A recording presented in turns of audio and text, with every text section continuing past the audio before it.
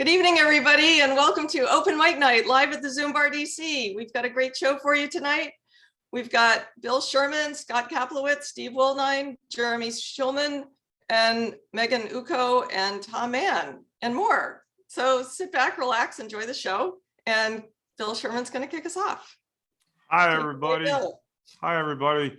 It's been a couple of weeks, so I'm happy to be back, and I'd like to, Gant Kushner, a great guitarist, once said, "You can't go wrong with the Beatles." So, a song called "No Reply."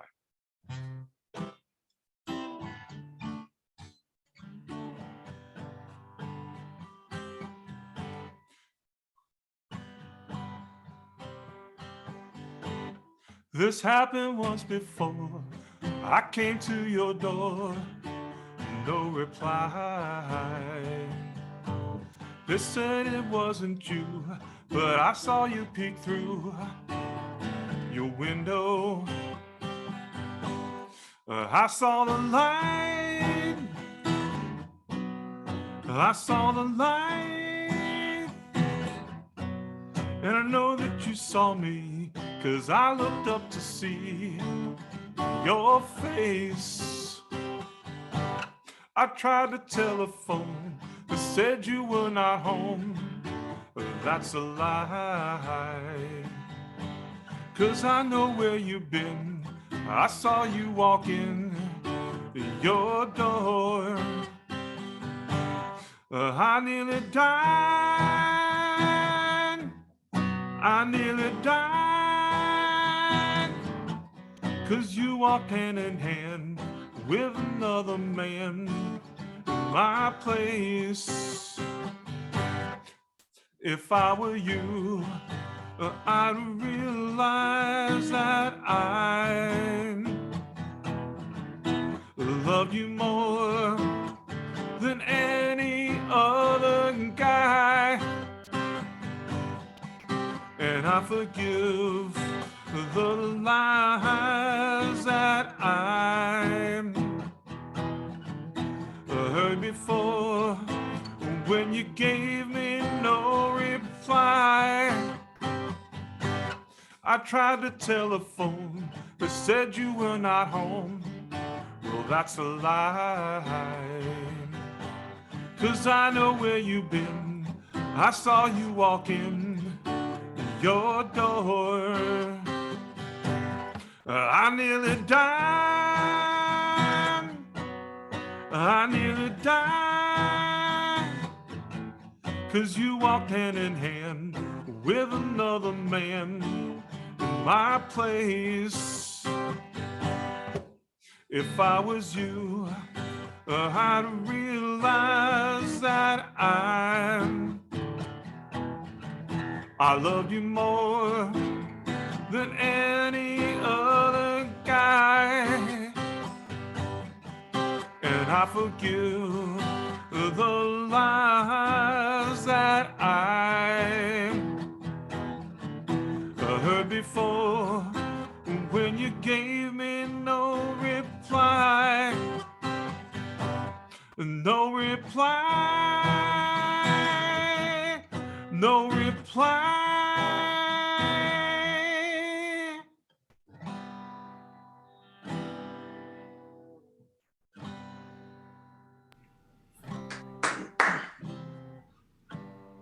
Yeah. Messed up at the end a little bit, but after a couple weeks of rust, that's okay. Bill. Great song. Thank you. I can't go wrong with the Beatles. Just can't. Let's see.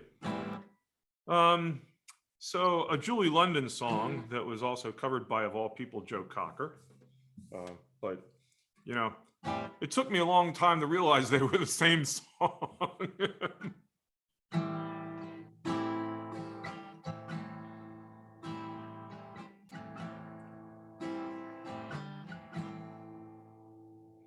You called to tell me you were lonely. You cried the whole night through. Well, you can cry me a river, cry me a river, 'cause I cried a river over you.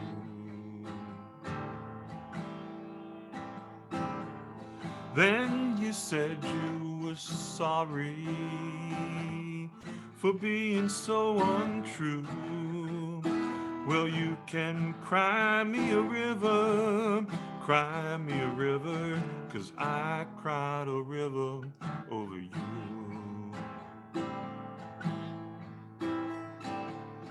You nearly drove me out of my mind. You never shed a tear. I remember all that you said. You said that love was too plebeian and you were through with me. And now you tell me that you love me. Well, even if it's true, you gotta cry me a river, 'cause I cried a river over you. It's true, 'cause I cried a river over you. I want you to cry me a river, cry me a river, cry me a river, cry me a river, go on and cry me a river, cry me a river, 'cause I cried a river over you.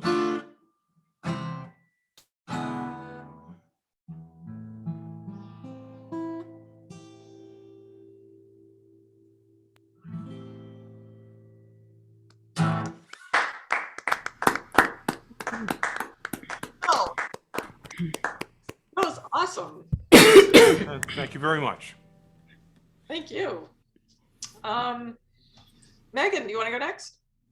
Sure. I got this. All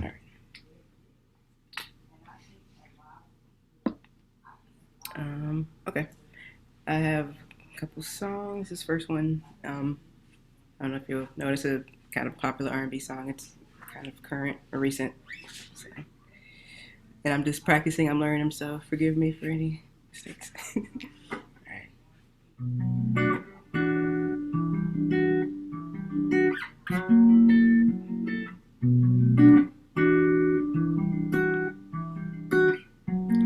Yeah, I put my feelings on safety, so you don't go shooting where your heart beat. 'Cause I take the bullet trying to save me, then I'm left to deal with making you bleed. It's a whole lot of love and trying to waste it, like we be running them out and never make it. It's just too bitter for words, I wanna taste it. It's just too bitter for words, don't wanna face it.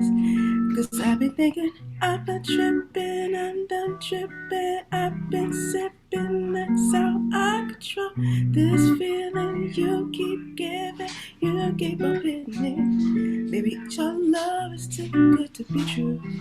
Your love's got me tripping on you. Your love is too good, got me tripping on you. Your love is too good, got me tripping on you. Tripping on you. My bad for tripping on you. My bad for tripping on you.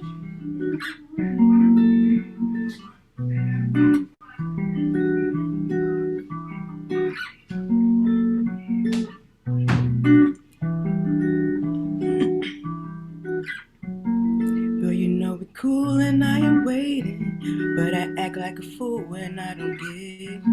As I'm steady bruising, trying to save this, but I tripped on your love, now I'm addicted. And it's a whole lot of love and trying to waste it, like we be running them out and never make it. That's just too bitter for words, don't wanna taste it.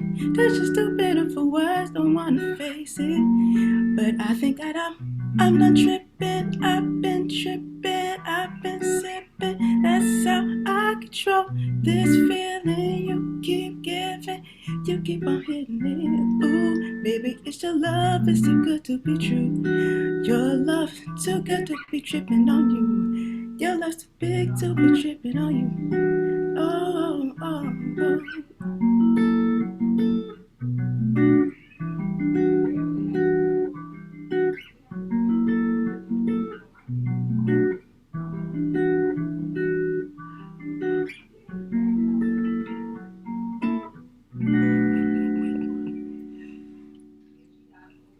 Great song, Megan. Thank you. Hey, Megan. Is that LMI? But yeah. It's a lot of Is it work. mine Like, or Meg? Very well done. Very well done. That was really good. it's a lot of words in there. Got an impromptu duet going on. Anyways, for something completely different, I'm learning this too. So it's a Johnny Cash song. Well, cool. And do you understand that you made a Monty Python reference there? Really? What? And now Now for for something something completely completely different. That's, I didn't know where I've heard it before. Okay, now that makes sense. So I've seen that before. All right. Alrighty.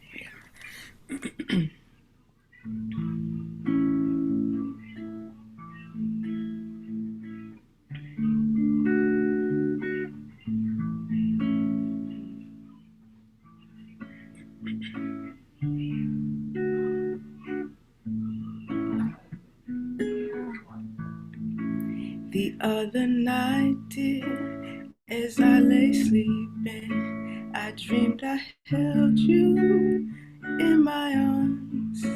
When I awoke, dear, I was mistaken. So I bowed my head and cried. You are my sunshine, my only sunshine. You make me happy when skies are gray. You'll never know, dear, how much I love you. Please don't take my sunshine away.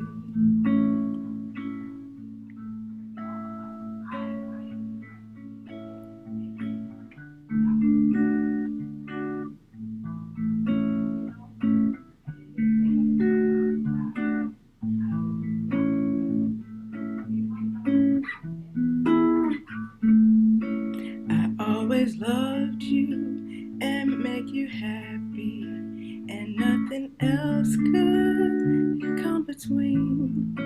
But now you left me to love another, and you have shattered all my dreams. You are my sunshine, my only sunshine. You make me happy when skies are gray. You'll never know, dear, how much I love you. Please don't take my sunshine away. That was really wonderful. And Woo! So simple and so beautiful. yeah, it's a really brilliant arrangement because it's normally done as a really, peppy, upbeat song, and it's been around since the 20s or 30s. I mean, Oh, yeah. That's it to Johnny Cash, but yeah. Did Johnny Cash compose that? no, I he mean, didn't compose it. He did a version of it. Yeah. Okay. Wow. 'Cause I- Beautiful song. Yes, it is. You get the Betty LaVette Award for that. The Betty LaVette Award goes to best reinterpretation in a fresh way of an older song. So. Mhm. Thanks, Megan.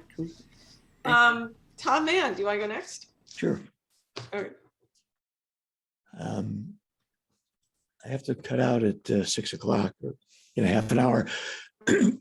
So thanks for putting me on. Do any of you know or not know who Joseph Ratzinger is? Does his name ring a bell? Cardinal? Catholic? Cardinal Joseph Ratzinger, yeah. Oh, okay. Well, this is a story of the time that we met. He was the vice pope under John Paul II, and he's a strict disciplinarian. He would kick people out of the church if they had any independent thoughts of their own. He came to be known as the God's Rottweiler or God's German Shepherd. Anyway, he was very straight-laced, very strict. And when John Paul II died, he became Pope. And then when he found out all the sexual crimes that priests were involved in, he quit the job. First time in 500 years. But anyway, he's about as straight-laced as you could come.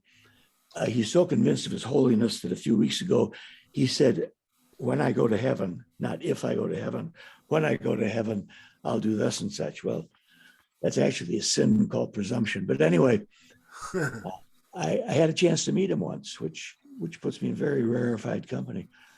During the mid 1990s, he came to California, and every priest in the archdiocese, which covers like 4 or 5 different counties, was invited to come and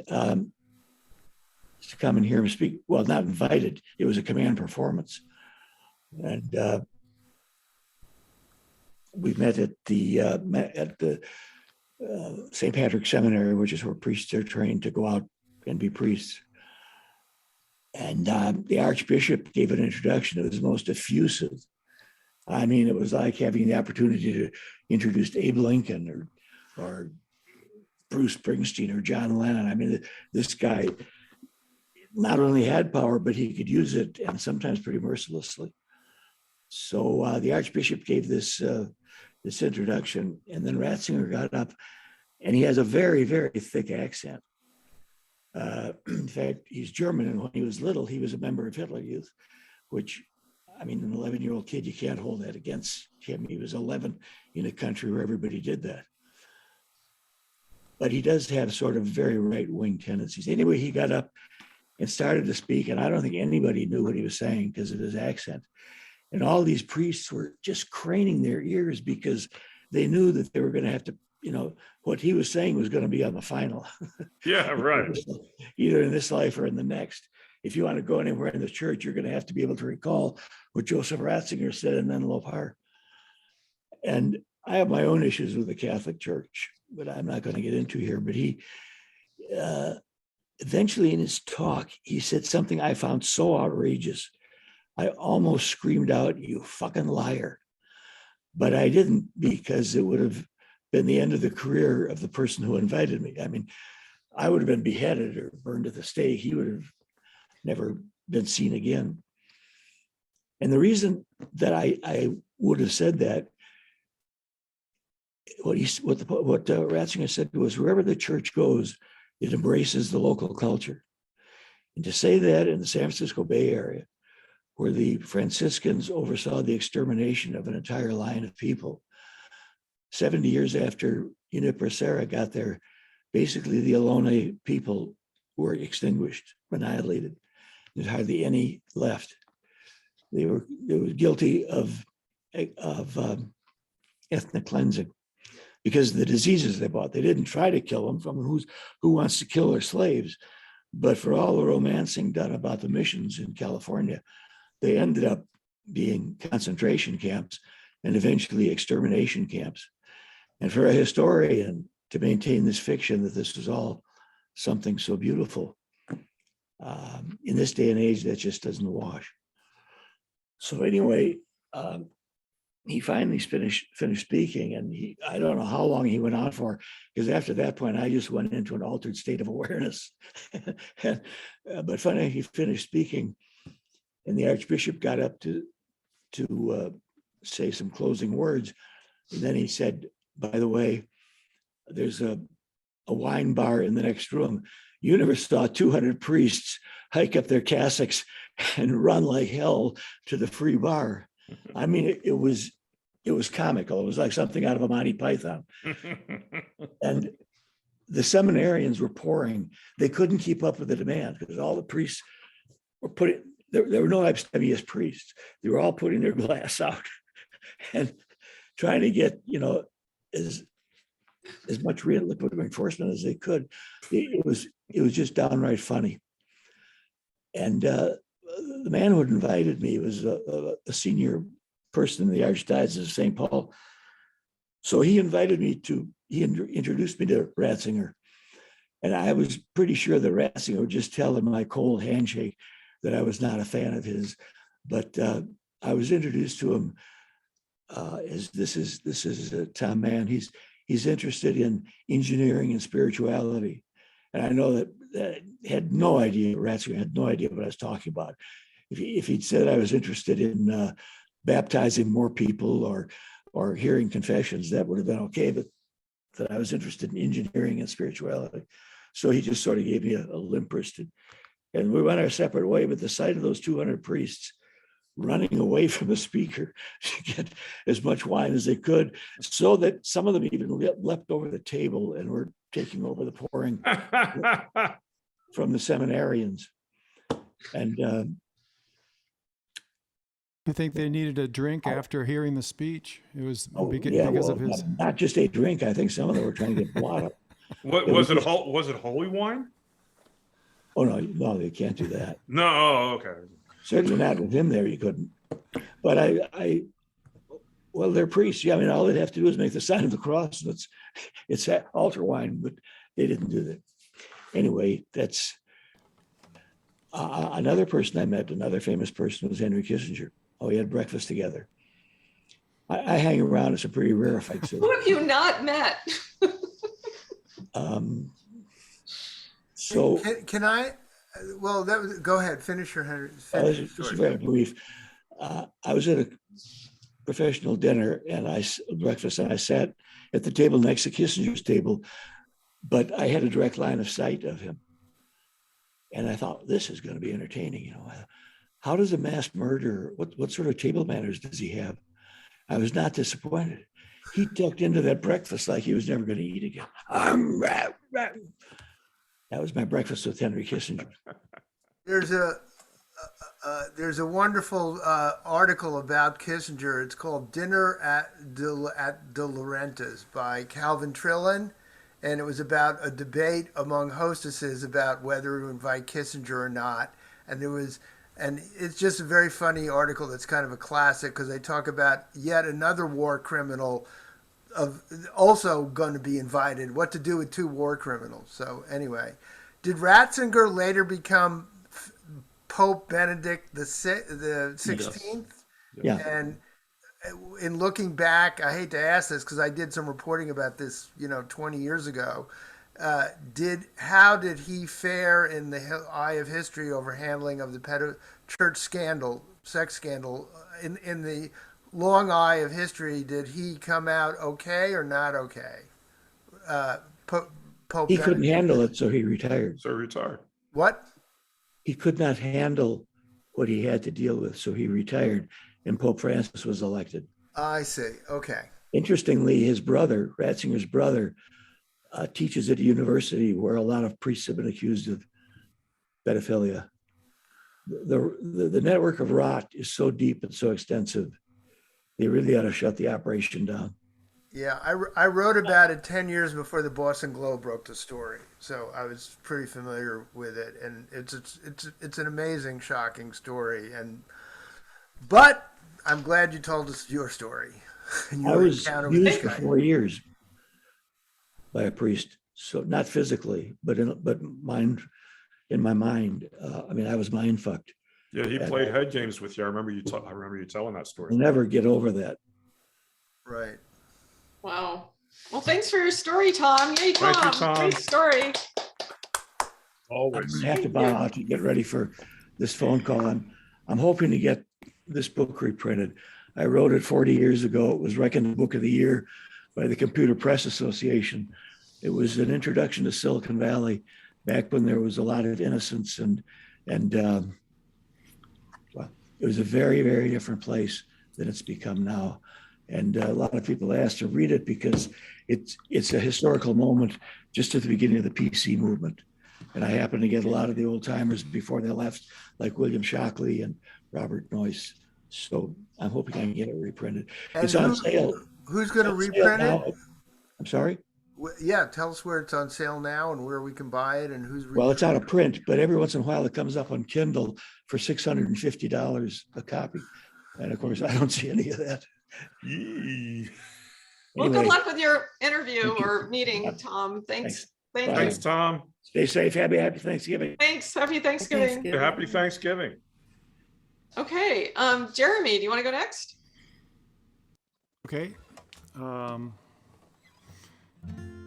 going to do a couple of originals. I guess Bill and Steve have heard these before, but no one else, hopefully. And these are both, they're songs that sound old already. So I guess they're inspired by a Tin Pan Alley kind of songwriting style. And they might sound like they could have been written for the pandemic, but I think it turns out that there were a lot of things to be depressed about before the pandemic started too. So anyway, the first one is called "There's Got to Be a Rainbow Somewhere." Here, let's see, and I've got a backup track here, so I'm starting it with my foot.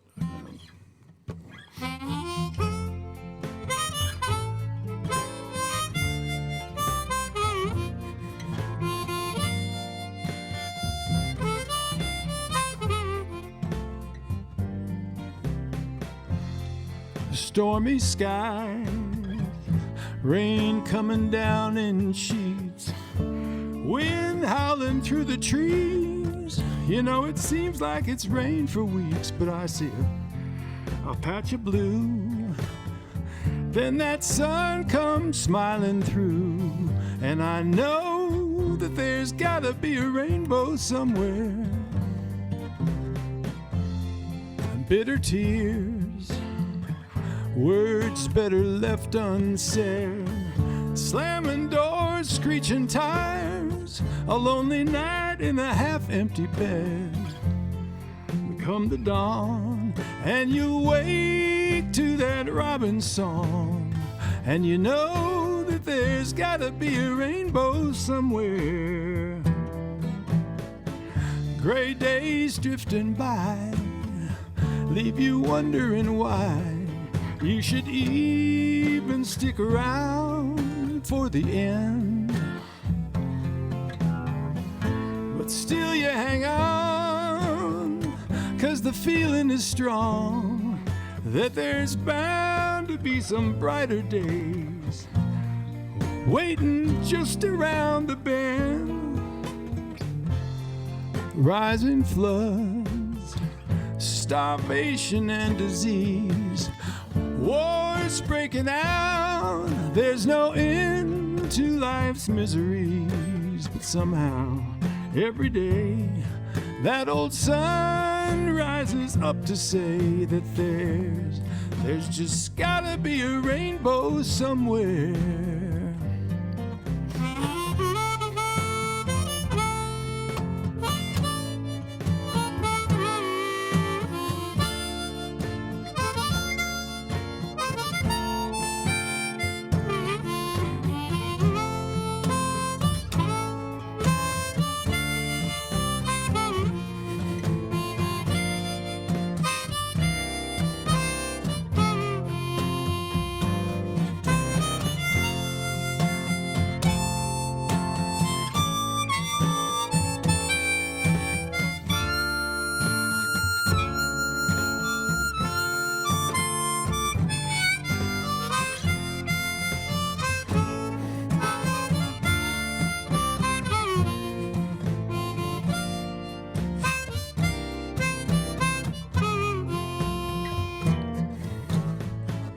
Gray days drifting by leave you wondering why you should even stick around for the end.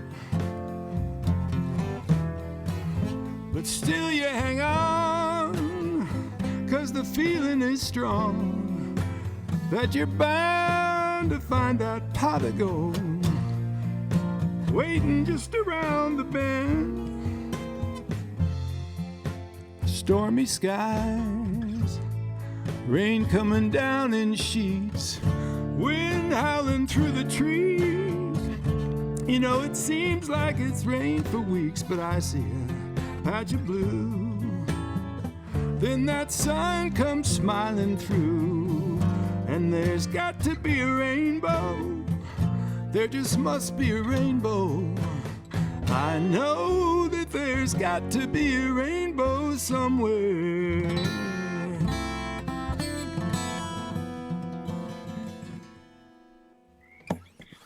That's just beautiful, Jeremy. That was great.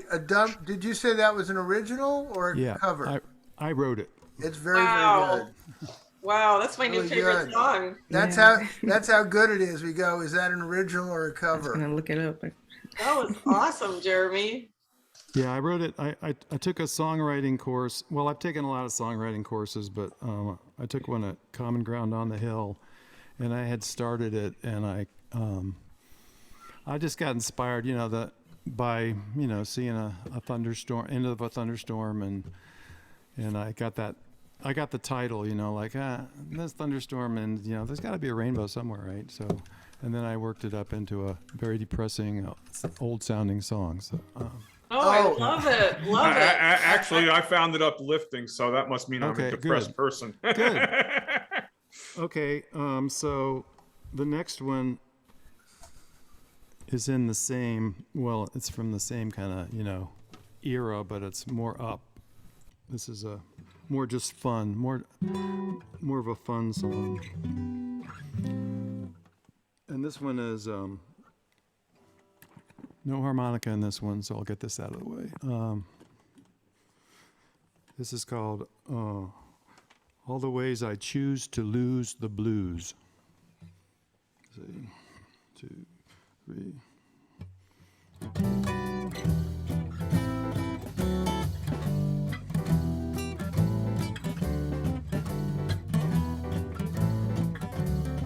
Scotch and soda, fine vermouth, and the abstract truth.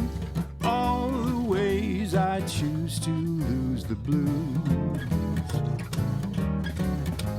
A foggy day, a fine romance, watching Fred and Ginger dance. All the ways I choose to lose the blues. When I get low, there's some things I know will always brighten up my day. Isn't it grand? Such a simple plan can always snap me out of it. You gotta love it. Walk the dog around the park, count the fireflies after dark. All the ways I choose to lose the blues. And if that doesn't work, I try this.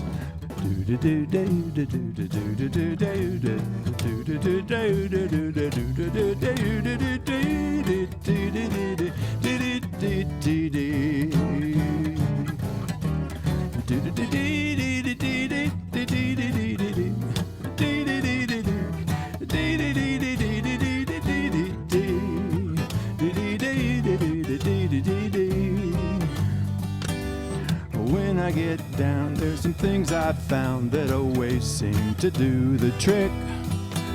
When I'm in a twist, I just consult my list and pick something at random to lend me a hand. Some fresh ground coffee, raisin toast, a baked potato with a rare rib roast. All the ways I choose to lose the, some like pop, but I'll take Sousa. All the ways I choose to lose the blues. Oh yeah.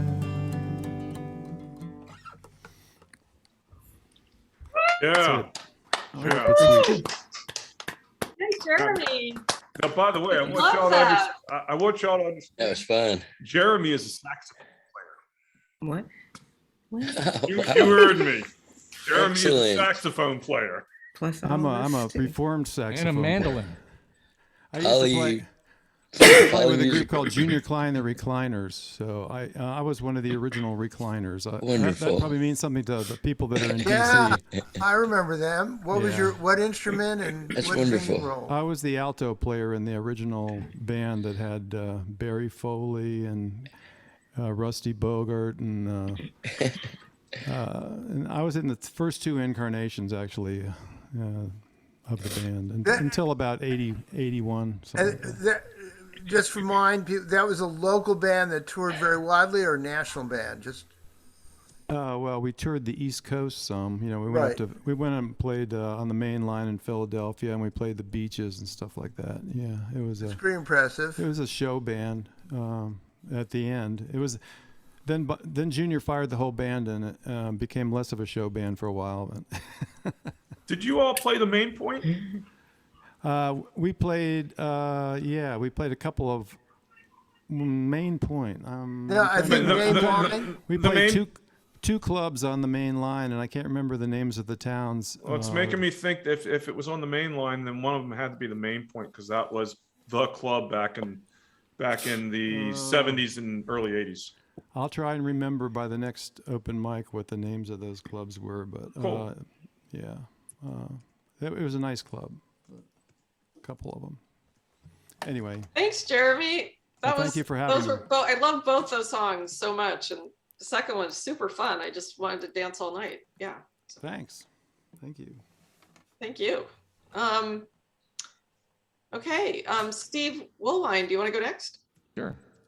Give it a go.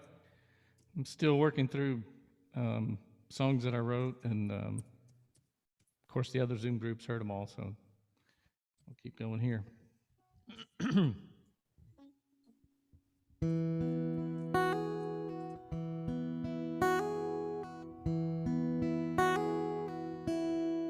So I see that blank look on your face,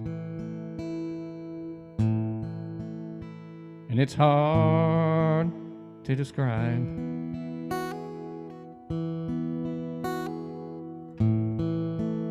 The heartbreak in your eyes,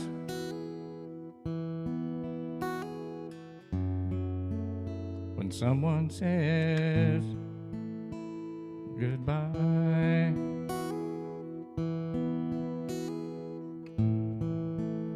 I've seen it a time or two in my day.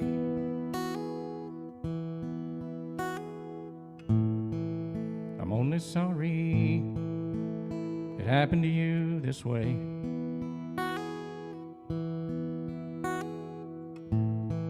Wish there was something I could do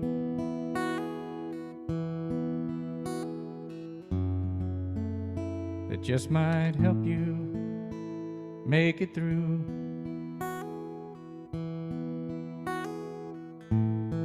Remember the ocean's deep and blue. It's not as empty as it appears to you.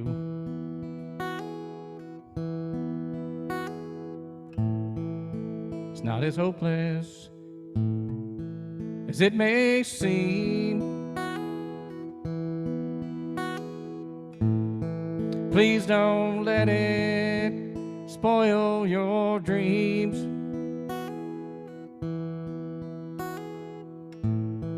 I can promise you one simple thing, that these two arms can fix most everything.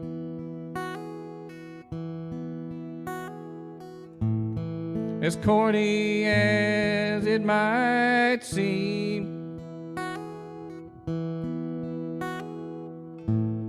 one day at a time might be just the thing.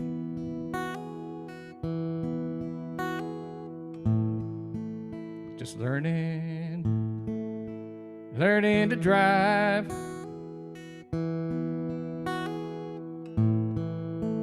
Takes a few miles to get it right. A broken heart is a funny thing.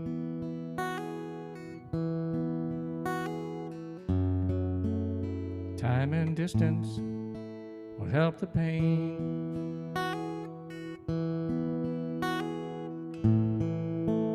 Remember the ocean's deep and blue. It's not as empty as it appears to you.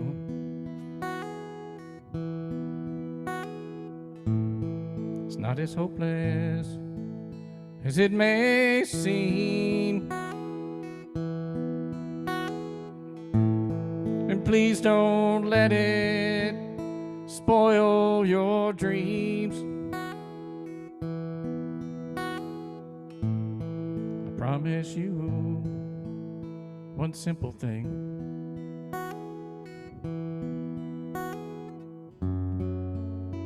that these two arms can fix most everything.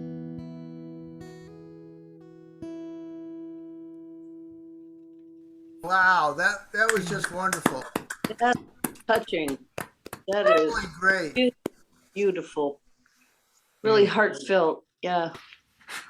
Kind of wrote that hypothetically having a father-daughter conversation. Uh-huh. Beautiful. Yeah. Very lucky daughter. Yeah, I was going to say. All right, I'll give this one a go too. Turn me off. Gee,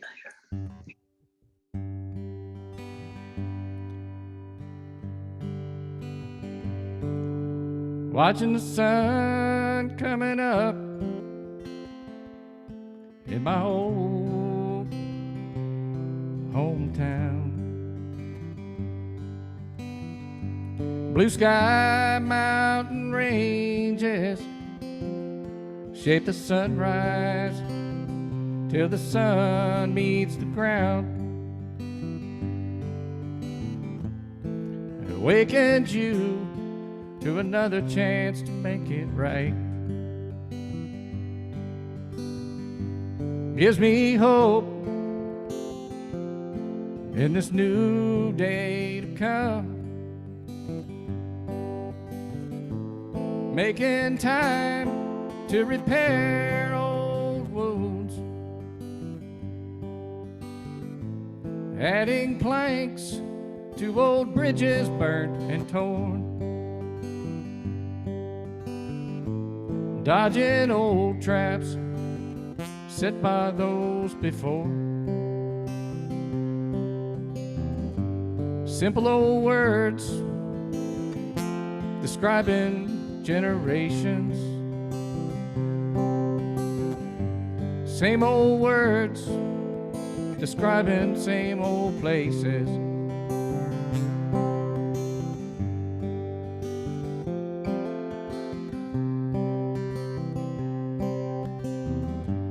Morning rooster greets the mountain ranges. Distant train echoes through the woods. Goats are roaming the hills, calling their young. Spending the day with the people you love. Resets my mind to home.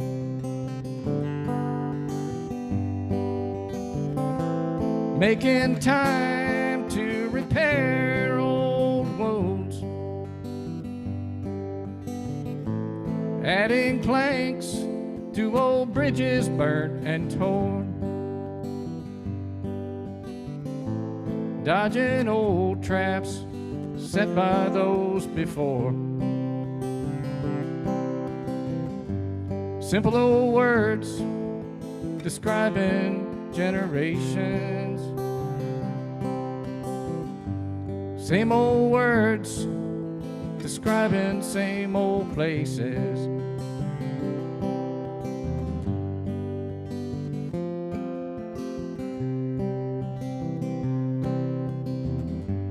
Purple sky, sunsets frame the night. Standing on that mountain high. Taking a moment to be grateful and satisfied. Watching the mist and the fog cover the sky. Putting the lights out over the city for a good night. Tells me we have hope yet. Tells me we have hope yet.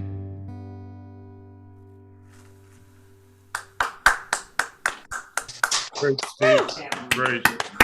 That was great. And just as a friendly reminder, if you're playing anytime in the next week or so, let us know or put it in chat. And also, I found an open mic place at a very nice kind of brewery called Hellbender in Northeast Washington that has open mics. A good open mic, it seems, every Wednesday, just so I let you know for those interested. Thank you, Art. Yeah, thanks. You are truly a poet.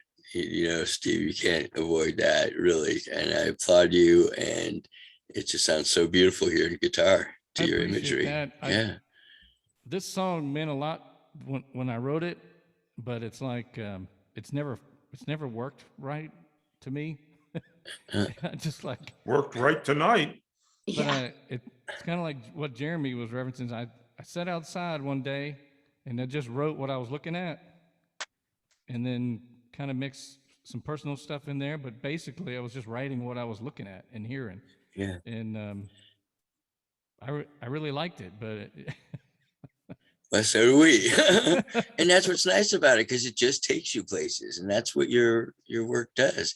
It takes us to those beautiful places that if you haven't been there, maybe you can't recognize how beautiful it is. But if you've ever experienced those places at any time in your life, bam, you bring us right there, and we feel it. So you're awesome.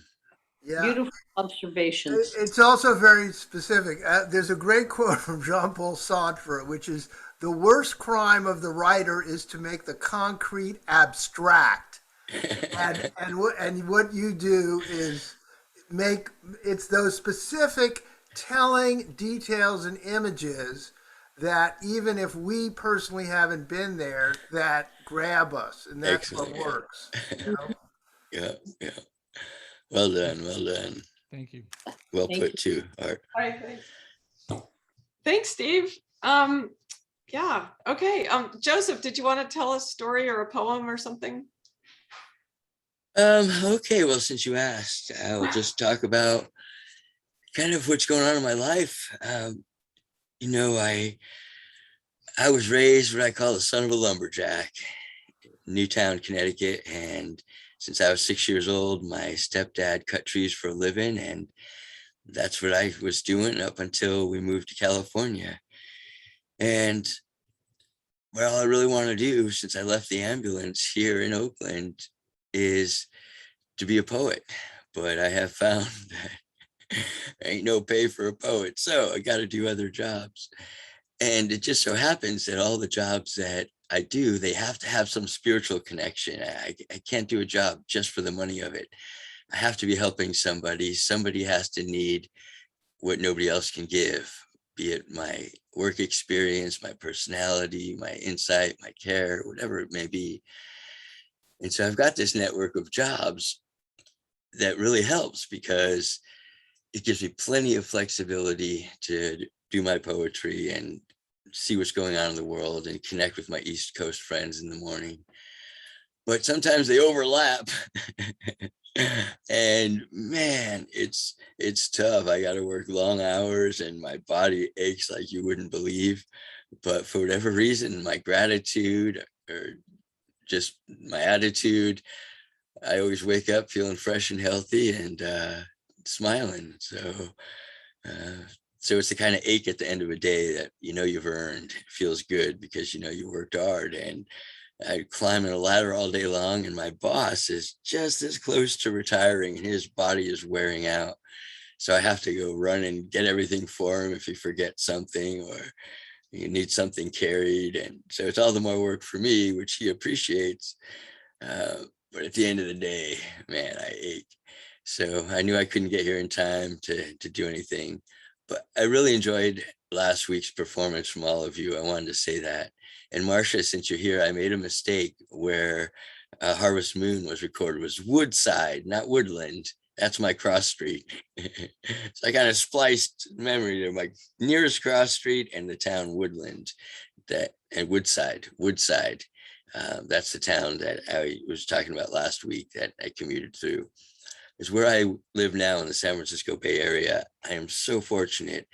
I have scenery around me that is breathtaking at any given moment.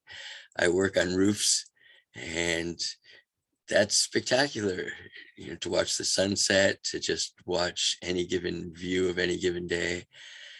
But then I also work in the street of it now as a cashier at the fuel station. My first night there, I think I had said goodbye to all of you, told you I had to go to work. And when I was driving in, I realized, you know, I kind of forgot that things change at night. Different crowd comes out.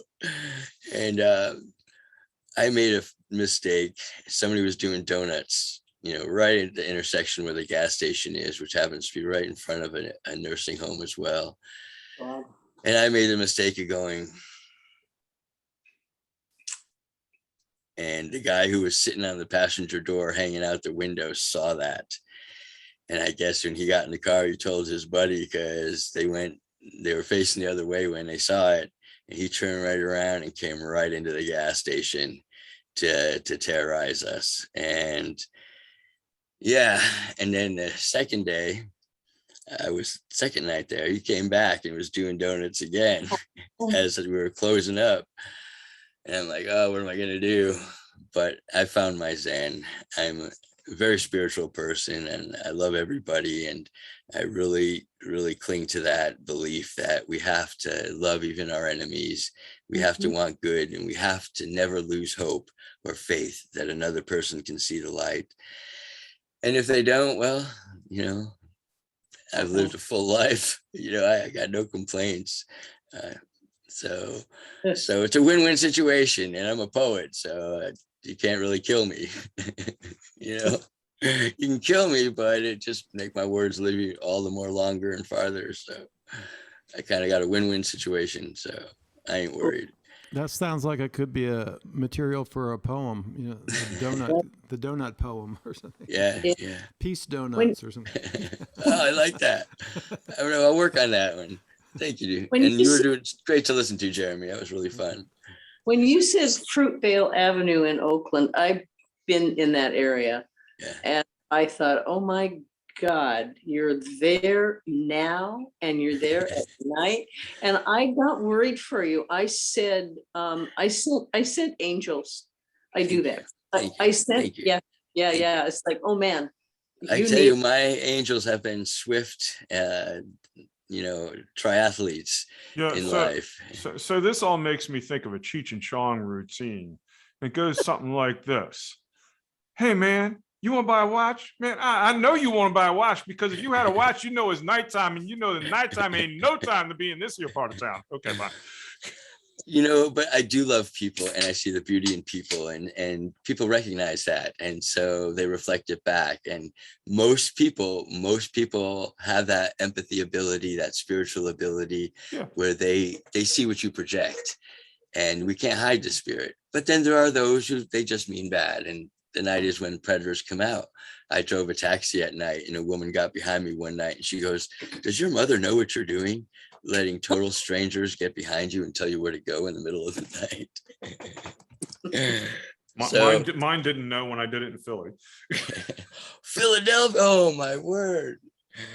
Well, there you go. That's one of the, when I took a bus across the country 3 different times, that was one station that I walked out and I turned around and walked back in, because I used to like to walk around, because I realized I just had a feeling that I'd be prey really quickly. My favorite story that embodies Philadelphia is there was a hitchhiking robot. It was an experiment, and it got all across Canada. All these different friendly people in Canada picked up the hitchhiking robot and took it to a bunch of places, and then it went into the United States and promptly got murdered in Philadelphia.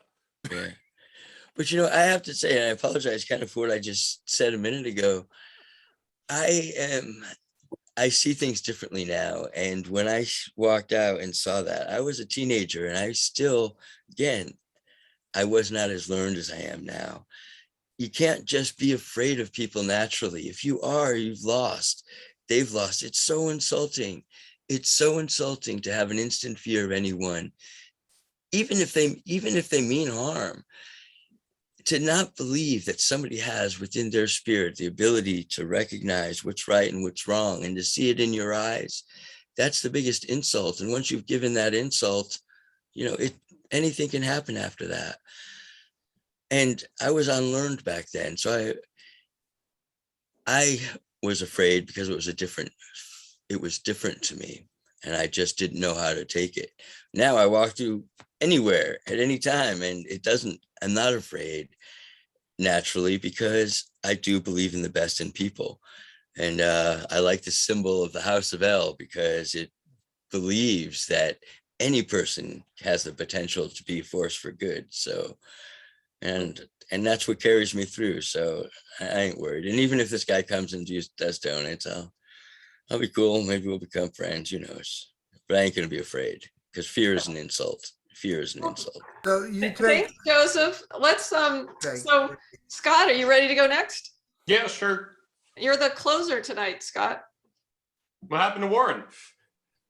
I guess he got sound for audio problems, so. All right, cool. Okay. Big shoes to fill following up everyone's originals, but I have a couple originals as well. I have two of the classic songwriting genres. I got a breakup song and I got a love song. So I'll start with the breakup song.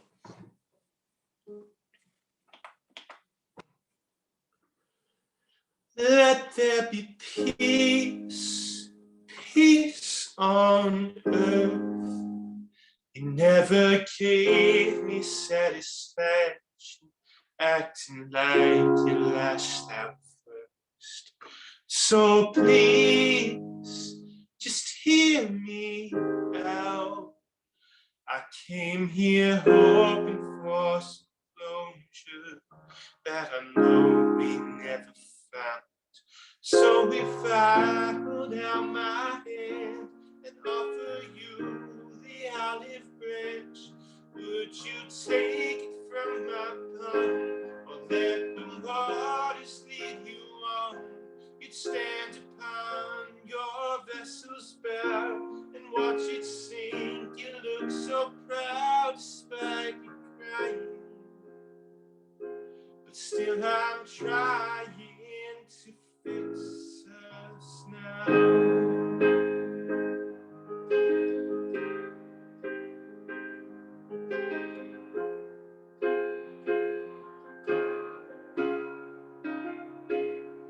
So let there be peace, or at least forgiveness, 'cause you've taught me disappointment is a choice I have to live with.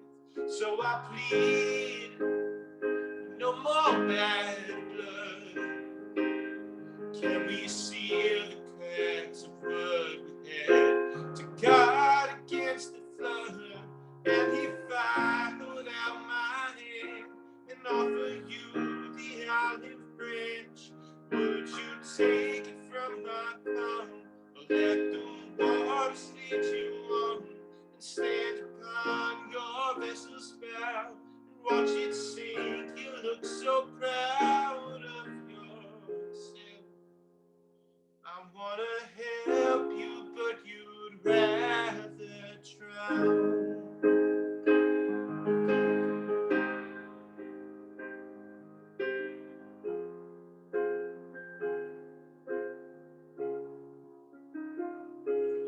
And when I held out my hand, you didn't take the olive branch. You let it fall from my palm. You let the waters lead you on. And now we sail on different seas, neither friends nor enemies. But if our paths should cross someday, we'll turn and steer the other way.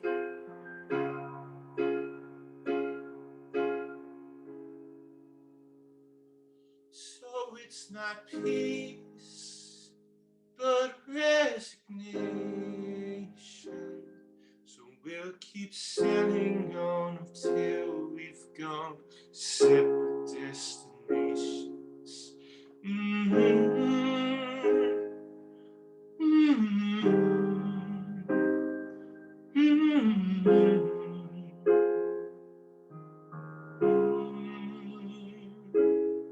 Oh, peace.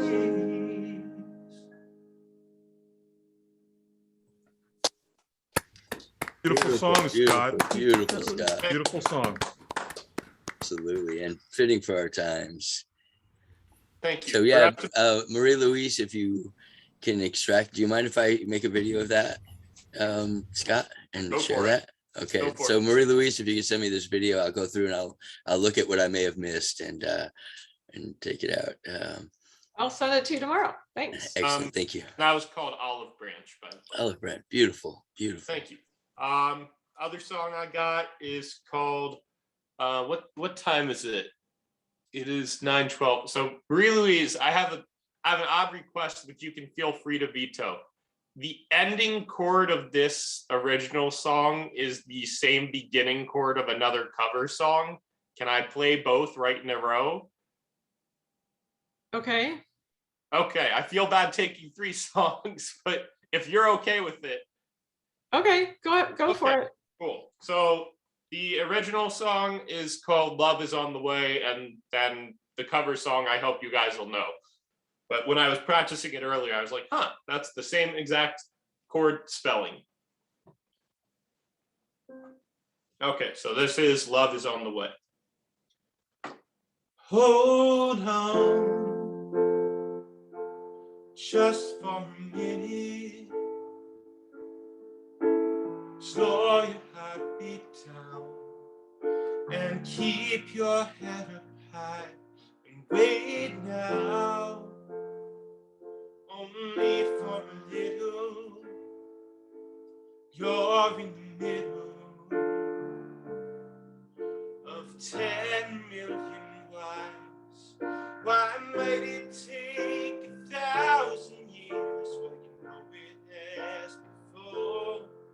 Why let it cloud your mind with fears? Don't worry anymore, 'cause I will do whatever dear, come anything that may. You are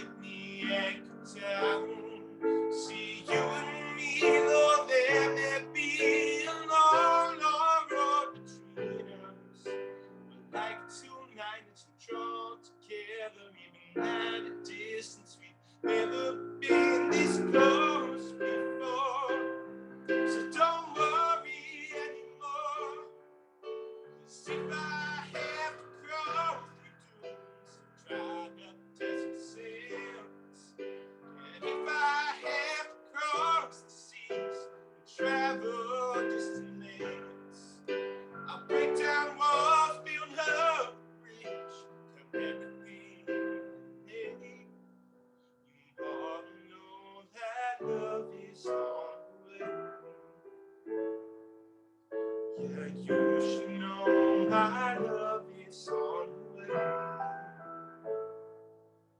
Oh, we both know that love is on the way.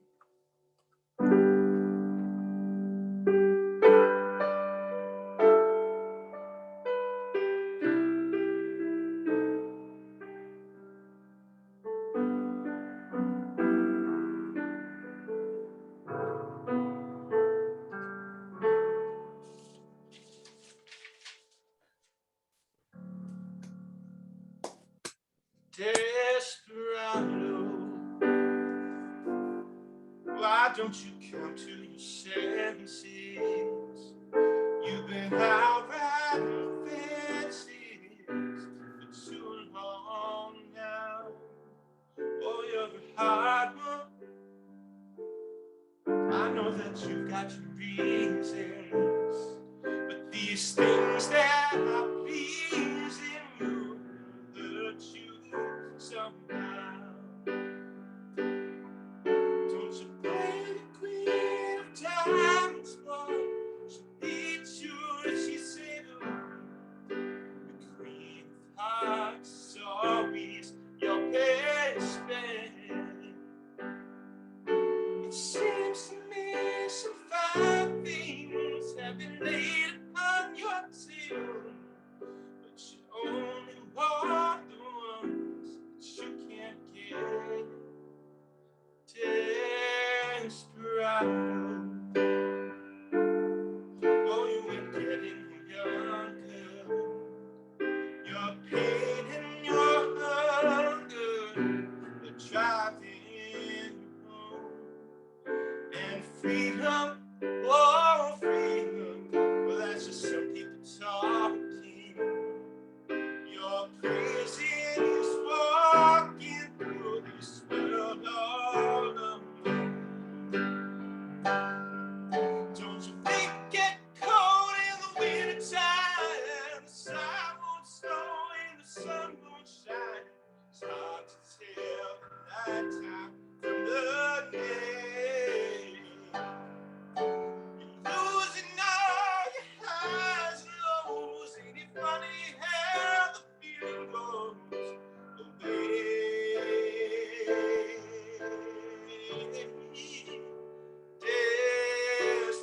Desperado, why don't you come to your senses? Come down from your fences, open the gate. It may be raining, but there's no rainbow above you. You better let somebody love you. Let somebody love you. You better let somebody love you before it's too late.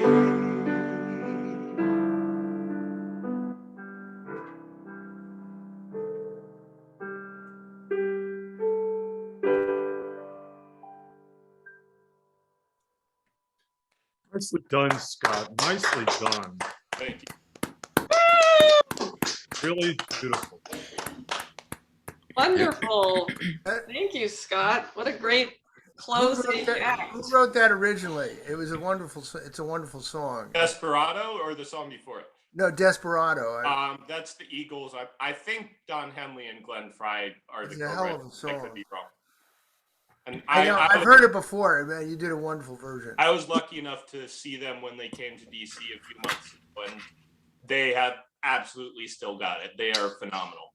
It was also the 3.5 hour long concert, longest concert I've ever been to, like 31 songs. Well, I think I have a group that topped it. So when Jerry Brown was touring for his race for president, I had tickets to see his show.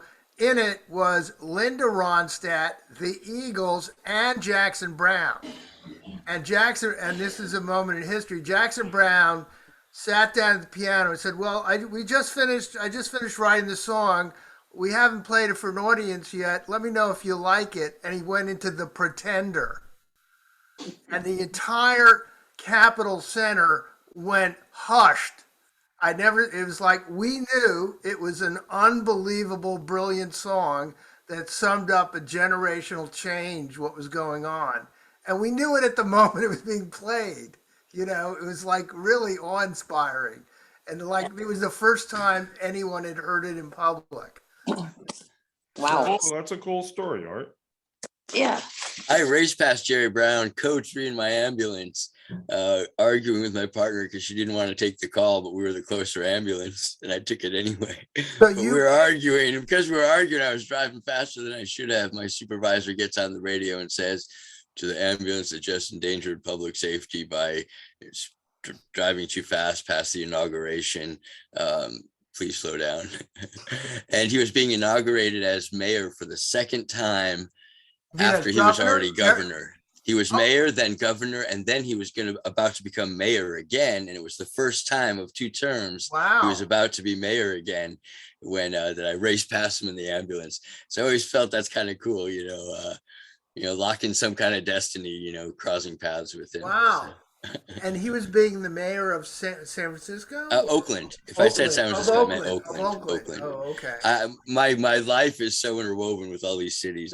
Like I did with Woodside last week. I should have said Woodside, but I said Woodland. It's my nearest cross street is Woodland. So I was trying to describe the town last week that Neil Young recorded Harvest Moon in. It was Woodside, not Woodland. Right. So if I said San Francisco, I meant Oakland. Yeah. No, you didn't say it. I just was confused. That's a hell of a story. So, well, at least nobody got hurt by your driving fast. So that's good. Yeah. Well, thanks everybody. Thanks for another great Mike Night live at the ZoomBarDC. Thank you, Marie-Louise. Thank you, I'm Marie-Louise. so glad to be back. Thank you, Mary. Yeah, it's great to hear. Great to hear you, Dave. Thank you. Adios, Joel. Lots of You're good welcome, music. Jeremy. Hope you Lots come of back. good See you all next Thank you, Tuesday Jeremy. because Thursday we're off. Have a good Thanksgiving. Okay. Happy Bill. Indigenous Yep. Americans Day. Thanks, Megan. Happy Thanksgiving, everybody. What do you say? Thanks, Joseph. Bye. Hey, Love you all. Bye. Bye. Come back next week. See you next week. Thank you. Bye. Bye. Thanks, Marcia. Thanks, Marie-Louise. Have a good Thanks, Thanksgiving. Jeremy. It was great to have you. All right. Good to see you, Jeremy. Yeah. You too, Steve Steve. too. Happy Thanksgiving. Beautiful words. Happy Thanksgiving. Yeah. Happy Nope. Thanksgiving, everyone. Love you all. See you next week. Thanks, Joseph. See you next week. Good turkey. I can't. How does this go off here? I know it does. There we go.